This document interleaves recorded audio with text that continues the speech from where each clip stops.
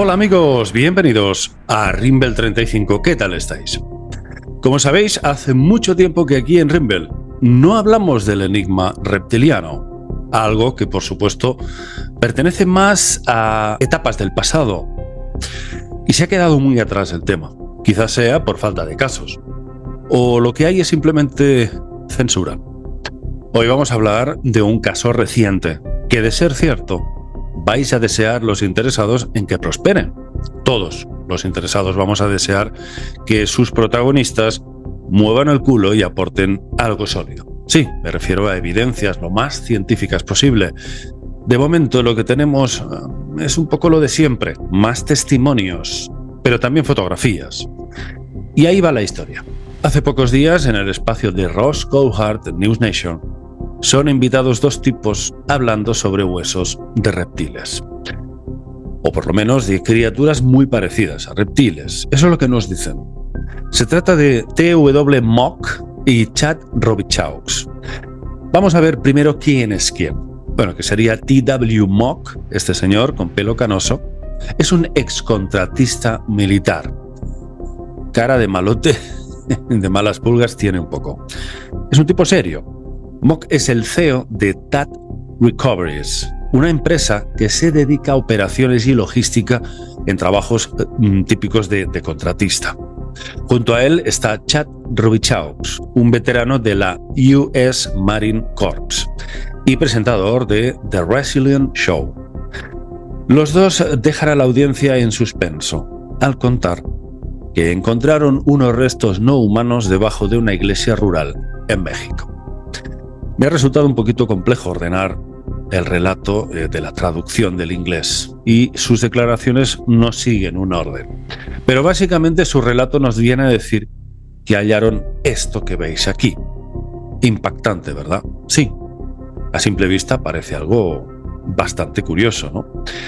Estos restos esqueléticos, dicen los testigos, que tendrían una antigüedad aproximada de 400 años. La afirmación clave, tal como la cuentan, es aún más importante. Primero, que los restos fueron encontrados bajo una iglesia muy antigua. Segundo, que esa iglesia habría sido construida encima de un supuesto lugar donde se estrelló un ovni. ¿Qué quiere decir eso? Bueno, hablamos de un suceso que tuvo lugar hace cientos de años, cuando aún no existía ni la CIA, ni el ejército, ni nadie sabía lo que era una nave estrellada. Por tanto, se da a entender que primero debió estrellarse el objeto en ese terreno y luego edificaron la pequeña iglesia justo encima. ¿Pero no os parece muy raro? Justo ahí, encima, que vio la orden religiosa de la época para edificar justo en ese punto concreto. ¿Acaso sucedió algo, no sé, parecido a Fátima? En todo caso, esto solo es especulación mía, la iglesia se quedó ahí tapando, cubriendo ese punto de impacto y los cadáveres de dos de sus tripulantes. El señor Mock, como excontratista militar, dice que él mismo excavó personalmente los restos y que lo que vio eran huesos que no encajan con la anatomía humana conocida.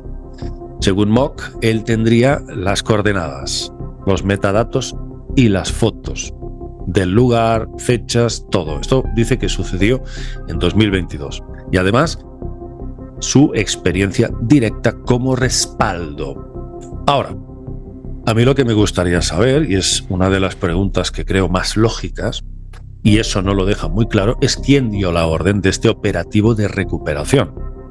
Un operativo para recuperar material no humano. ¿Quién lo detectó? ¿Cómo? ¿De qué manera? ¿Por qué se llevó a cabo así? Nosotros deducimos que se debió dar la orden desde una estructura de la defensa o de inteligencia. En todo caso, aquí viene lo interesante. Mock menciona que una vez se apoderan de estos huesos, temen que otros países puedan apoderarse de este material. Y él cita a China como país potencialmente rival que podría hacerse con esto. El caso es que el precio para hacerse con estos restos reptilianos les pasa factura y pagan un precio muy caro. Se ve que todo aquel que entraba en contacto con estos restos fallecía. debido a la exposición a una especie de radiación que emitían estos huesos. O el entorno, cuidado, quizás debido también al objeto que cerca de estos restos óseos se estrelló en esta zona y quedó altamente contaminada, un tipo de energía contaminante. No queda claro si viene de los restos o del entorno. El caso es que varios de los componentes de esta expedición fallecieron poco después. O sea que no se tomaron las debidas medidas de aislamiento y el equipo no llevaba ni máscaras, un desastre. El mismo Mock afirma que cuando ya tocó los huesos para desenterrarlos le dijeron: «Hey tío, vas a morir, lo sabes, ¿no?». Bueno, a mí me dicen eso y le digo: «Podrías haberme avisado antes, capullo, ¿no os parece?». En todo caso, dice que pues quedó contaminado y que le queda poco tiempo. El señor de barba blanca. Así que, en teoría, Mock sabe que va a morir, aunque no especificó más. ¿Sería consecuencia de haberse expuesto a esta radiación? El caso es que todo queda como muy en el aire, a no ser que más adelante se aporte un exhaustivo análisis, una datación por carbono u otros métodos de verificación profesional de estos restos. Pero de momento, nada, solo el testimonio.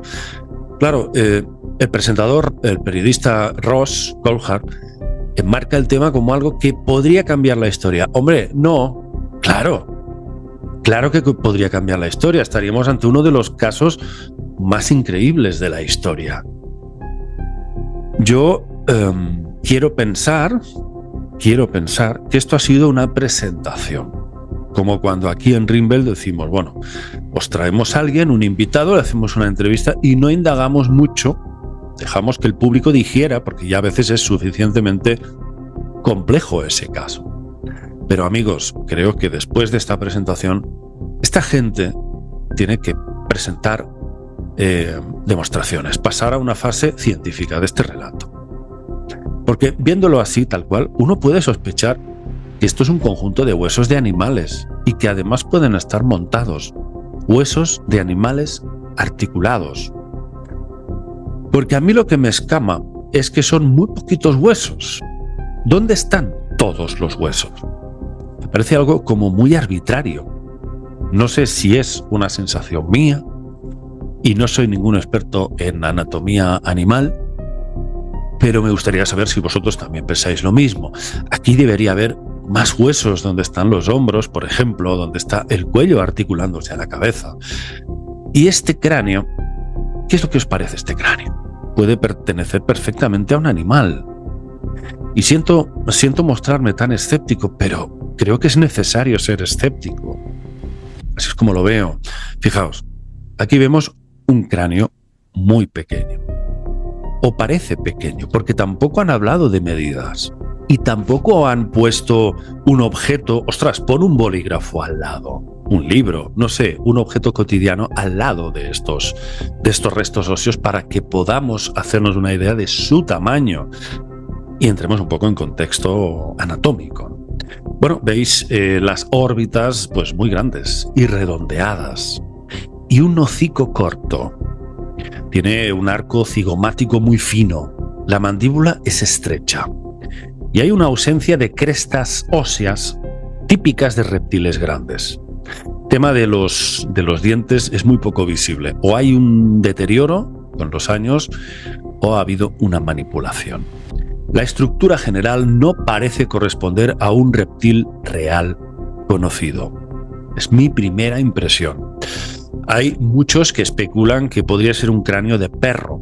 Con algunas modificaciones puede ser también un mapache o un zorro. E incluso se está hablando de que puede ser la cabeza de un perezoso. Si le retiras parte del hocico, puede colar un perezoso. ¿Qué pasa? Que si fuese un reptil, tendría que tener los huesos del paladar muy distintos, las órbitas de los ojos mucho más laterales, la estructura mandibular muy distinta y los dientes es un tema difícil de evaluar porque no se ven demasiado. Ya os digo, o hay un deterioro o han sido manipulados. Este cráneo muestra una arquitectura claramente mamífera. No parece reptil. De modo que todo esto está muy bien, es muy espectacular, es muy impactante y creo que a simple vista, si esto tuviese visos de realidad, podría cambiar la historia. Por supuesto que sí. Yo soy el primer interesado en que esto debería de ser así. Pero, wow, uno se da cuenta de que debemos todos empezar a tener cada vez más rigor con estas cosas y cuando se presentan, incluso antes de presentarla, llevar algo puesto, porque, ostras, un programa como Ross, el de Ross Coulthard, News Nation, eso está en otro nivel. Está en otro nivel. Esto lo ven millones y millones de personas en todo el mundo. Ross, sabéis, hablamos de él hace muy poquito, supuestamente acudirá al Congreso incluso, si se le permite, para declarar bajo juramento sobre una fuente que le contó que había un ovni estrellado muy probablemente en la zona de Corea del Sur, ¿os acordáis?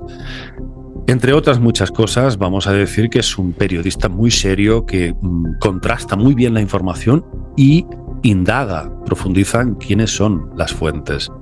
Así que estos dos señores de aquí yo creo que deberían de presentar algo más que todo esto. Porque a simple vista estas calaveras pueden perfectamente parecer montadas. Sí es cierto que el tipo de hueso se ve pues bastante antiguo, bastante erosionado, vamos a decir bastante antiguo, bastante hecho polvo. No soy experto, lo sabéis, no soy experto en este tema, pero podría ser perfectamente cualquier tipo de animal, especialmente ese cráneo, no es determinante para nada.